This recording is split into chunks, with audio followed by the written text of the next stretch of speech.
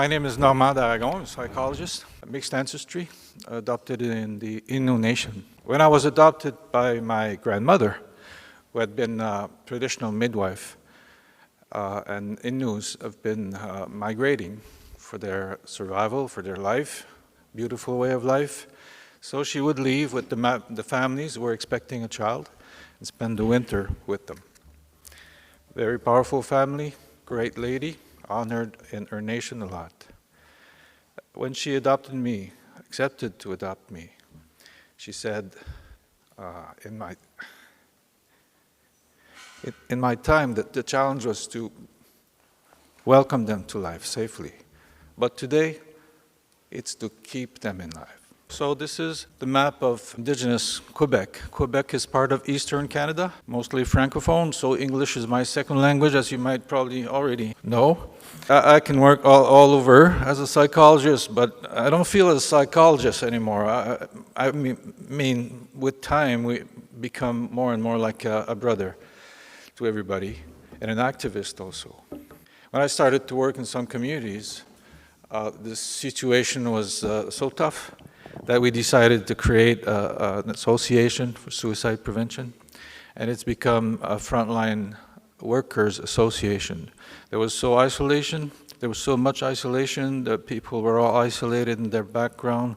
We've got 11 different nations in Quebec, 12 with Labrador, many languages, many cultures, so we really wanted to build up a voice where everybody would feel togetherness and strong together.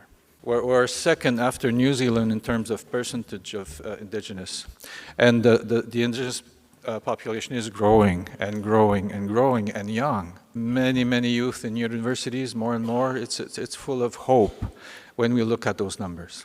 So, few pictures. You saw the tip of the map. Few pictures of those communities we visit. So this is from the plane before arriving. It's a beautiful country. It's a rocky country, very powerful. Here are the dogs on the ice. Here's our community. Kids on a bike, winter. This one's called Inuvik. This is our Hilton, our hotel. Great view. Sometimes we see whales from our hotel. Leaving for beluga, or arriving from beluga whaling, hunting. Here's a big mama polar bear. Unfortunately, the warming up brings them more and more in communities, and they're really dangerous, so they need to be killed. Big, beautiful animals. This is the workshop I think it's in Inukjuak. Many generations there. My colleagues, co-workers. Ancient picture, building up a huge canoe, waving at you. 1930s. This is the poster of our conference last year. Always bringing back culture as much as possible. And the theme was from all directions, honoring life together. I'll just mention my spiritual name. My spiritual name is Nemsush Tekeo, and it means thunderfire. I was reminded to mention that name so spirits will know where I am. I'll dive right away into the understanding of suicide that we came to develop. And if I'm trying to summarize this, we're trying to find a way that would fit traditional beliefs about suicide.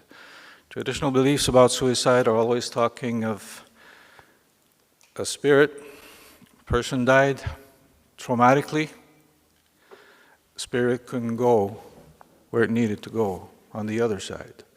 So spirit is confused, trying to come back. And in that tradition, that was the meaning for suicide.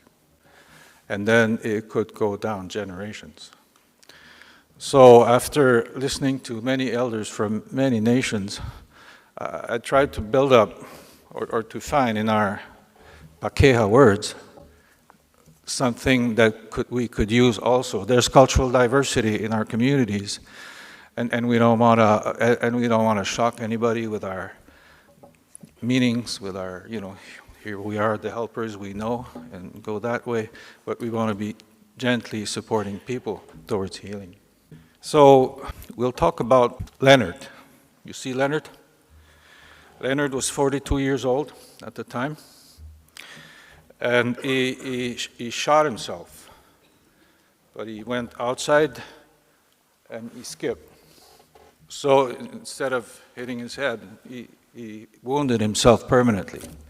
So he really wanted to kill himself. He shot himself on the 24th of January when he was 42 years old. And after he got to the hospital for a few months, we started work together. And I was really challenged because every time the 24th was coming back, he really wanted to die again. It was overwhelming. We had to bring him to the hospital a few months, and then he said no. He started to drink again. He said, no, I want to deal with this. I don't like the doctors. I want to deal with it, and you and me only. Okay, we started from there. And Leonard had been raised mostly by his mom because the older siblings were older. And his father was frequently away from home, logging family, so they were spending lots of time away from home. And so Leonard was raised so very closely to his mom, very close bonding. And when I asked him, well, what do you know about where your mom come from? What happened to her? Trying to find meaning. Why would someone want to kill himself on the 24th. He didn't know much about his mom, where he came from. He asked his mom, I encouraged him, ask your mom, we're looking for some meaning. But the mom didn't know much herself or didn't want to say much. He said when he grew up, he tried to get his mom saying much, a little more, but when he would ask, the mom was sort of crying or distant or so he learned not to ask. And then he went to talk to his Aunt Lily, his mom's younger sister. And then he found out that his grandfather had died at 42 years old on the 24th of January. And that his aunt, the oldest, Annie, died a month after on the 24th. But it had always been a secret. And that happens in many, many situations. Suicide is very much about not knowing where you come from. You end up carrying something that happened in previous generations. It could not be healed then, and it starts traveling from a generation to another with, as you said, Minister, guilt, shame, but very often iniquity of power. So he asked his mom, because suddenly what he carried, what came through his mom, and that he was carrying strongly enough for him to want to be, committing suicide on the same day, same age. Even the children were same age. He had 3 sons, 16, 14, and 9.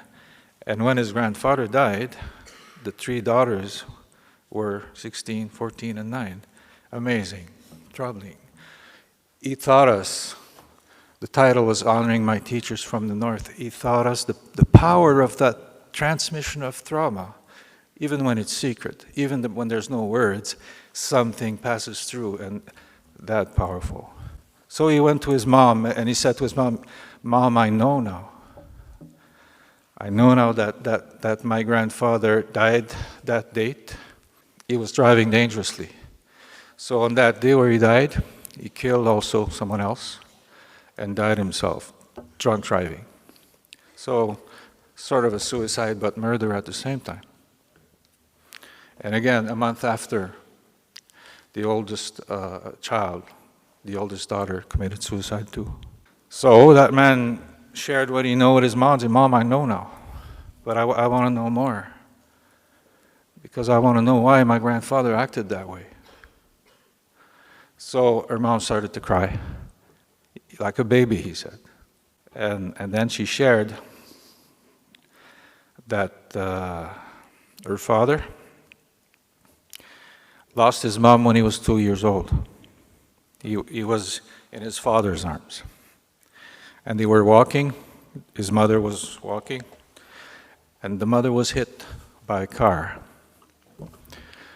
And he saw his mom dying, hit by a car. But the car didn't stop. And his father realized that it was the village doctor, drunk with someone else's wife. So Leonard's great-grandfather, I think, tried to fight for justice. It was like murder. But the village priest told him to, as a good Christian, you need to forgive and forget. And police didn't take his side. So that loss could not be healed because there was no justice. Right? I'm sure many of you are so familiar with this. But let's talk about it today clearly. That wound couldn't heal. We cannot heal when there is no social justice to support our grieving process. So then it travels, when it can't be healed, it travels, and this man who lost his mom at 2 years old, part of his heart remained 2 years old.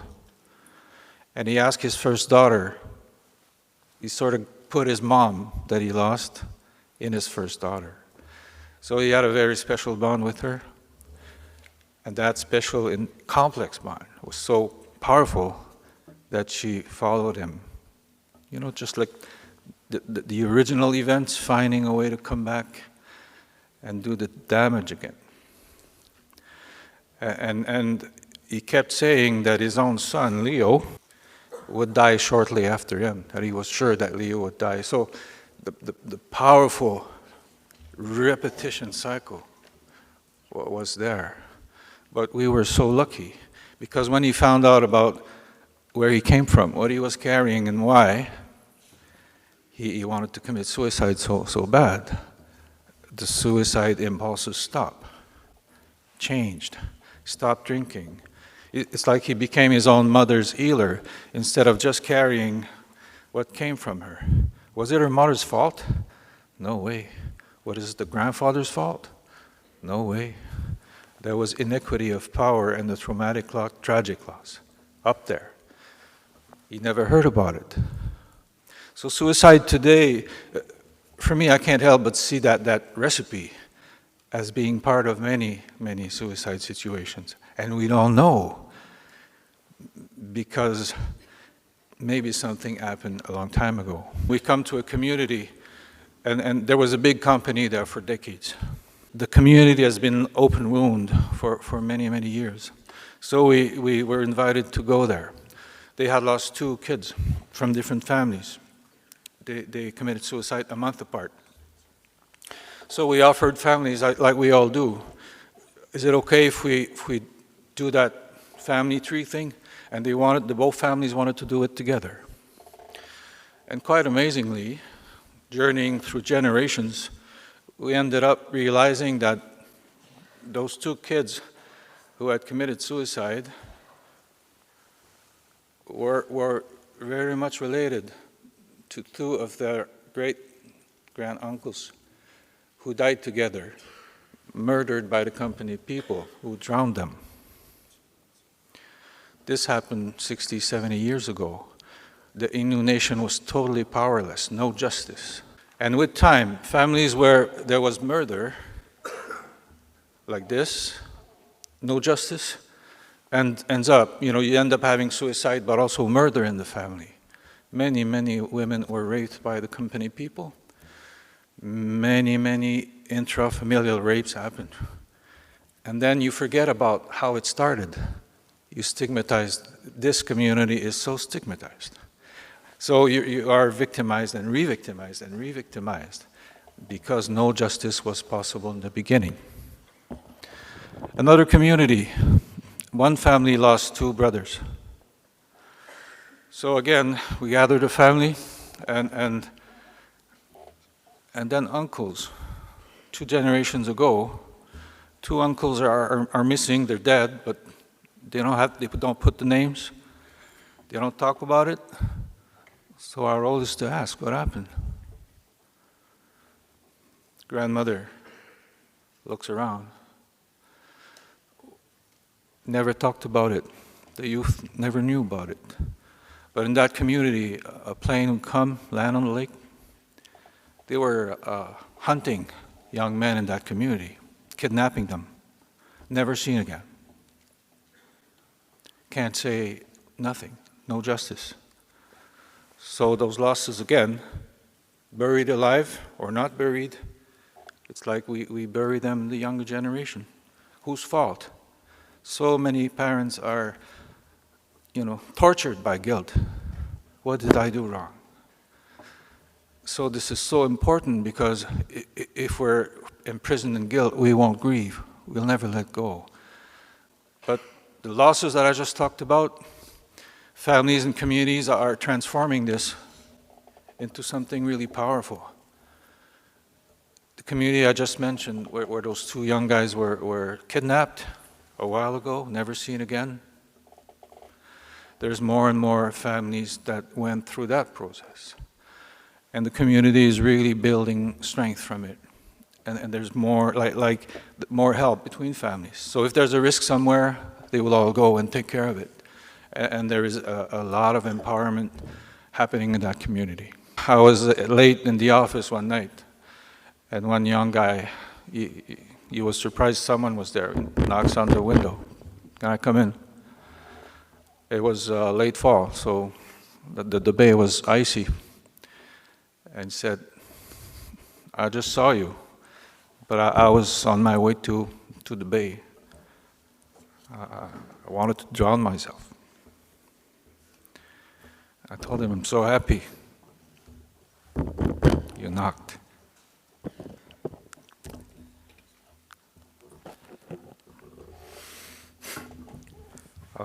And when we worked with the family, he almost became my son after. When we worked with the family, we ended up understanding that in that family there were two losses in our generations, but elders were there, and we were able to realize that, I don't know why I cried, sorry. That something happened before colonization. There was a war between the Inuits and the Crees, a war involving, spiritual warfare too. So they had lost a mom and the two sons, drowning, and believing it was Inuit shaman who had killed their family members. But then, of course, missionaries came and tried to block that, warfare. And ask people not to talk about it. Good intention. But at the same time, like they buried alive whatever was left unresolved, and those families have been, paying a heavy price. And I work also on the Inuit side. And Inuits have highest rate almost in the world, especially Inuits from that area. And the great news is that this boy who became a man, who was a father, 4 beautiful children, fought for a documentary to be done on the war between those two nations. And it's been happening. So it's great news. And I heard from some colleagues, hey, my grandparents have started to open up. We gather for that movie. So there is... children are vulnerable if they don't know where what comes from, whatever they carry, and that makes them vulnerable, and sometimes to the point of taking their life. So my question today, after sharing these few examples, my question today would also be, how do we talk about suicide, but do we really listen to our youth? And do we know what they're talking about when they put their life at risk? Well, have a very good day. Thank you for your patience. Bye.